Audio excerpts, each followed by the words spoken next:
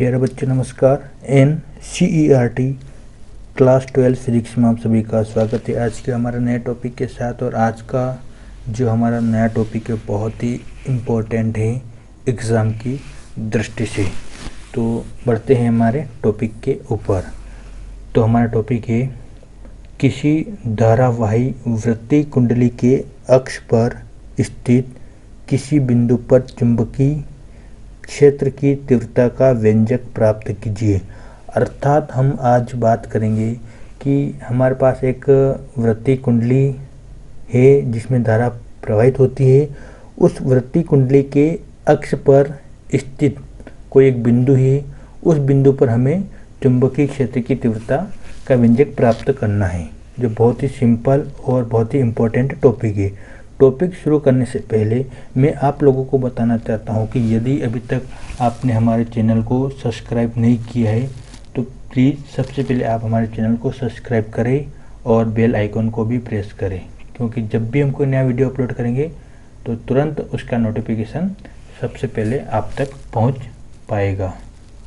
तो शुरू करते हैं हम टॉपिक, और इसमें सबसे पहले हम देखेंगे इसका अर्थात धारावाही वृत्तीय कुंडली के अक्ष पर चुंबकीय क्षेत्र की तीव्रता जो हम ज्ञात करेंगे उसका चित्र।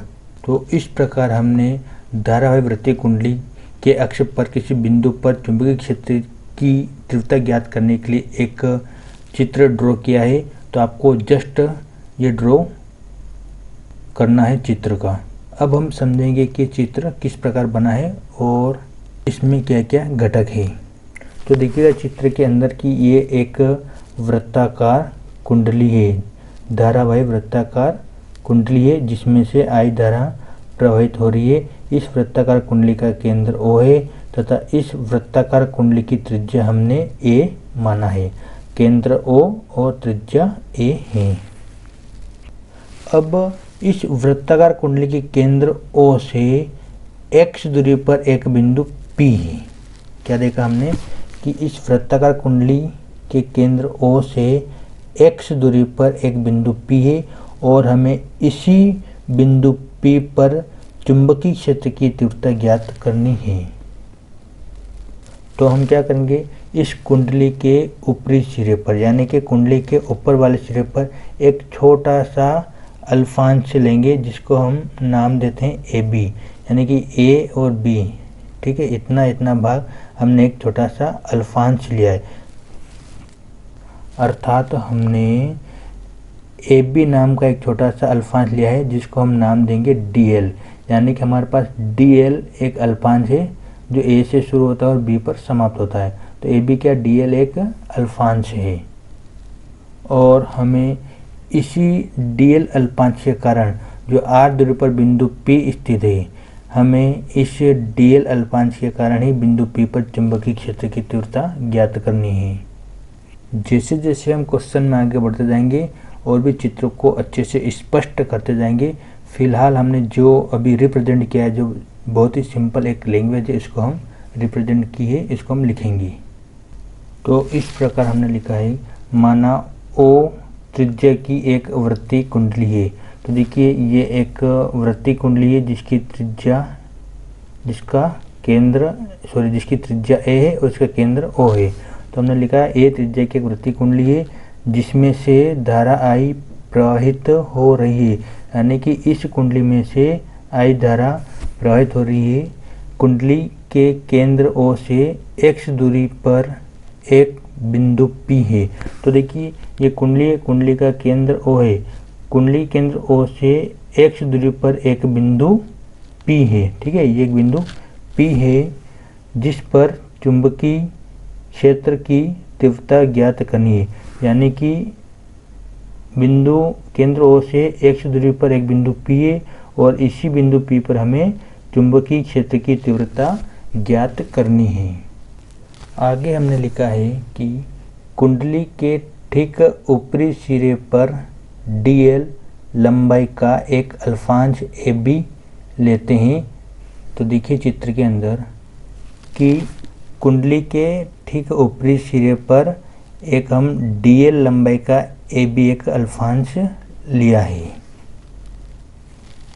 इस अल्फांश के कारण बिंदु P पर चुंबकीय क्षेत्र की तीव्रता, जो हमने AB नाम का एक DL अल्फांश लिया है, इस अल्फांश के कारण बिंदु P पर चुंबकीय क्षेत्र की तीव्रता, और हम चुंबकीय क्षेत्र की तीव्रता को dB से रिप्रेजेंट करते हैं।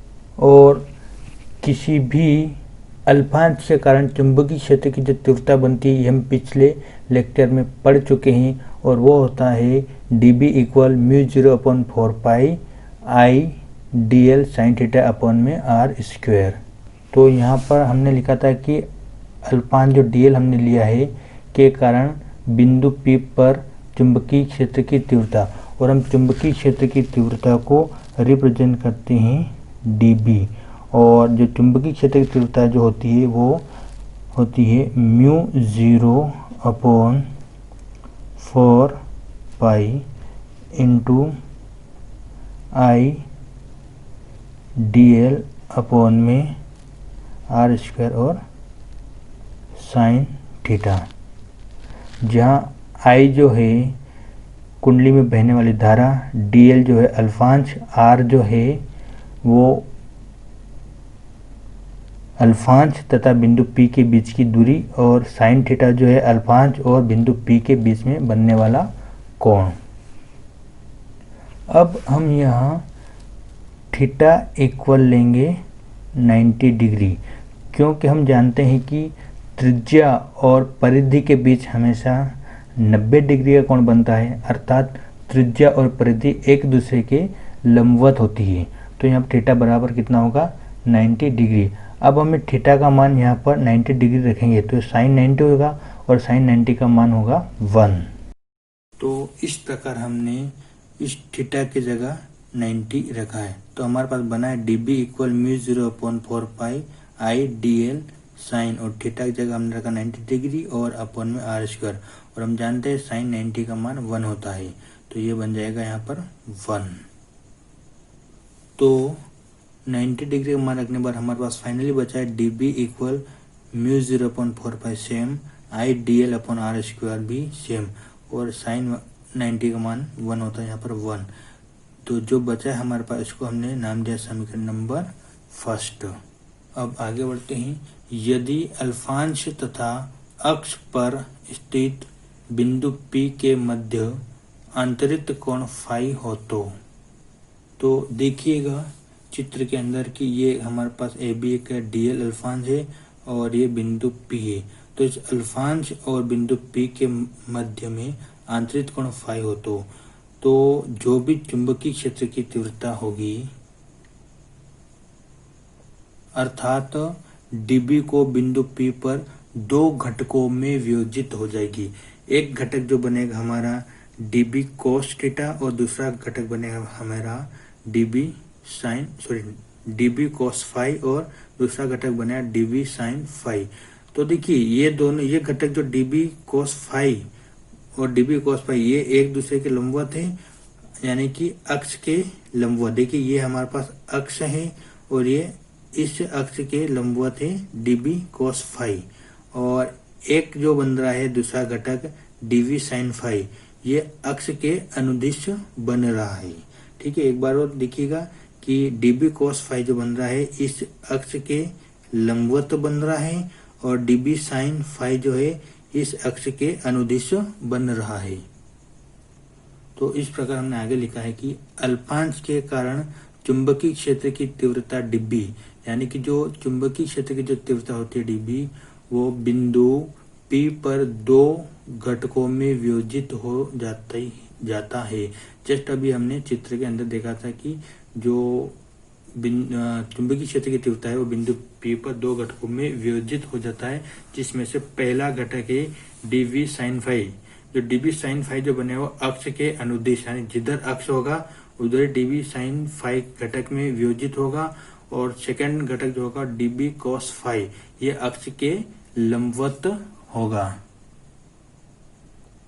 तो देखिए एक बार चित्र के अंदर कि ये अक्ष है और दो घटकों में बिंदु P जो है चुंबकीय क्षेत्र की तीव्रता वियोजित हो जाती है। तो एक जो बनेगा अक्ष के अनुदिश dB sin फाई, और दूसरा जो बनेगा अक्ष के लंबवत dv cos फाई।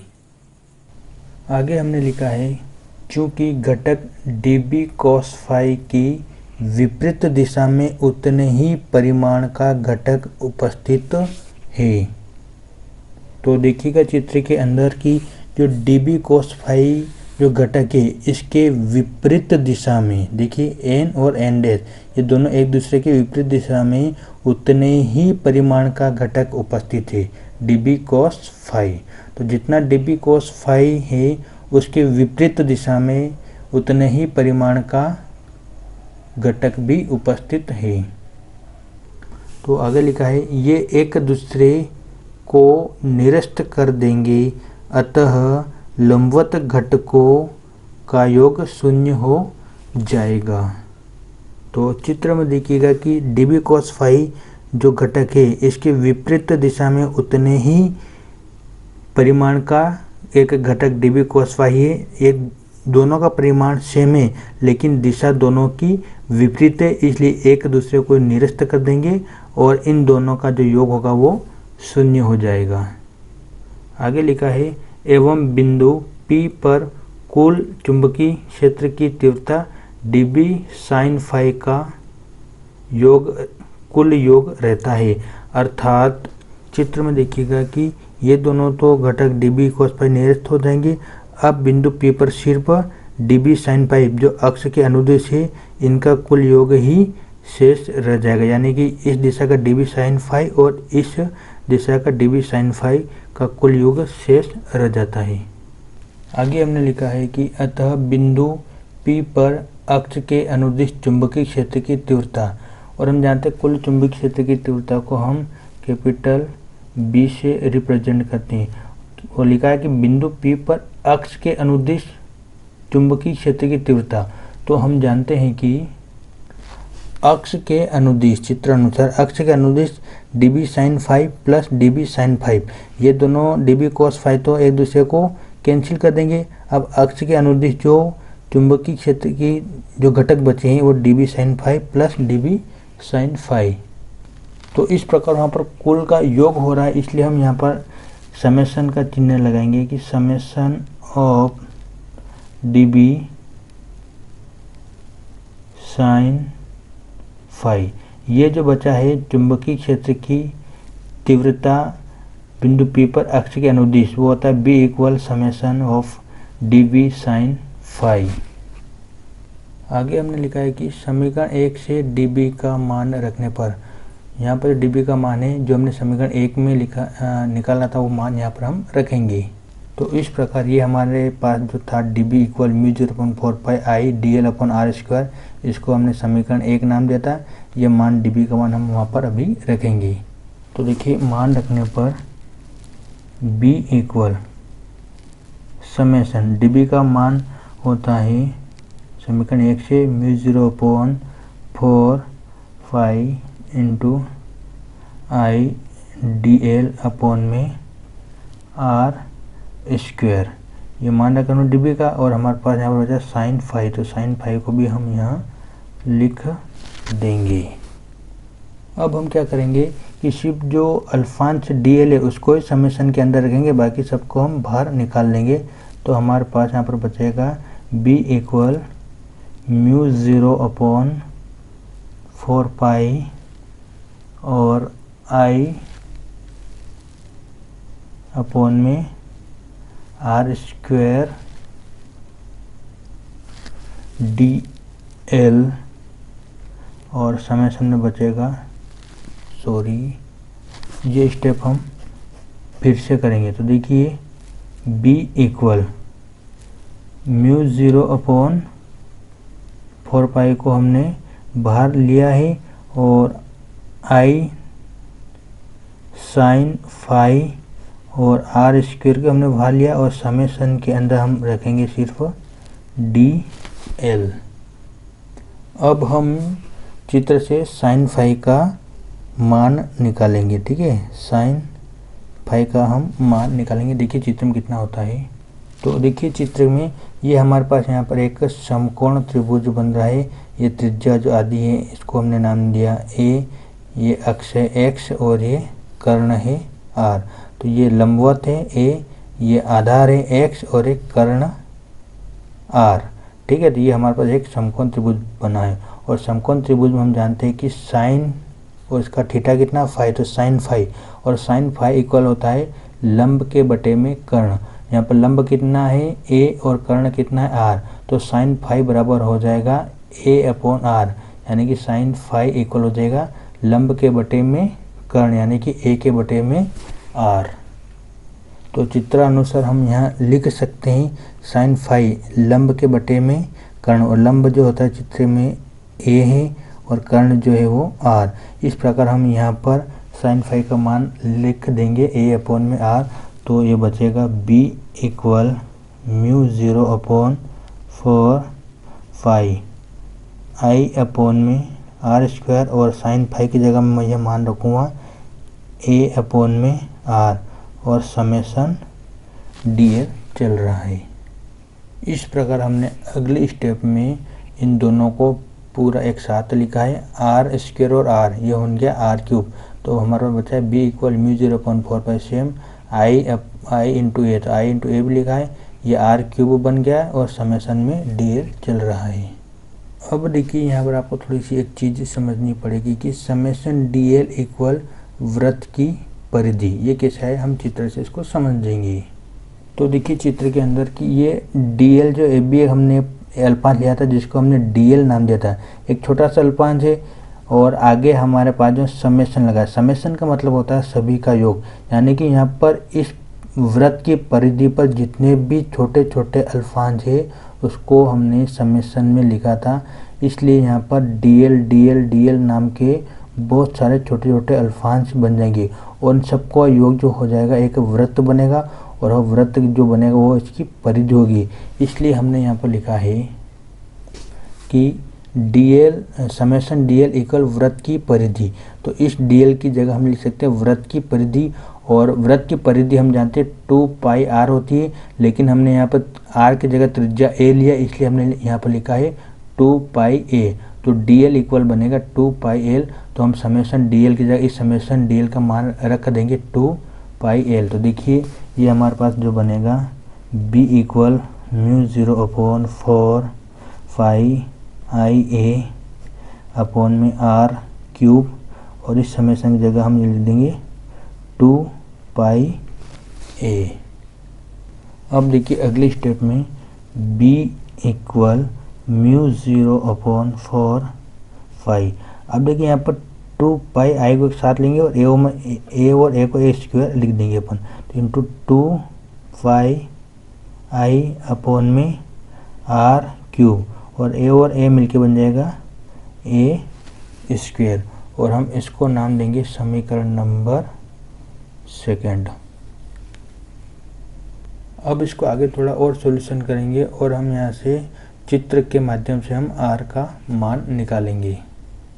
तो देखिएगा चित्र में हमारे पास सी ओ पी ये मिलकर एक समकोण त्रिभुज बना रहा है। सी ओ पी एक समकोण त्रिभुज है जिसमें ये 90 डिग्री कोण है। तो ये कर्ण हुआ, ये लंब हुआ और ये आधार हुआ। तो हम समकोण त्रिभुज सी ओ पी में पाइथागोरस प्रमेय लगाएंगे, और पाइथागोरस प्रमेय के माध्यम से हम यहाँ आर का मान फाइंड करेंगे। तो इस प्रकार हमने लिखा है कि समकोण त्रिभुज सी ओ पी में पाइथागोरस प्रमेय से, और हम जानते हैं कि पाइथागोरस प्रमेय जो होती है कर्ण का वर्ग इक्वल लंब का वर्ग प्लस में आधार का वर्ग होता है। तो देखिएगा चित्र में कर्ण का वर्ग ये कर्ण है, तो यानी सी पी का वर्ग इक्वल लंब का वर्ग यानी कि सी ओ का वर्ग प्लस आधार का वर्ग यानी कि ओ पी का वर्ग।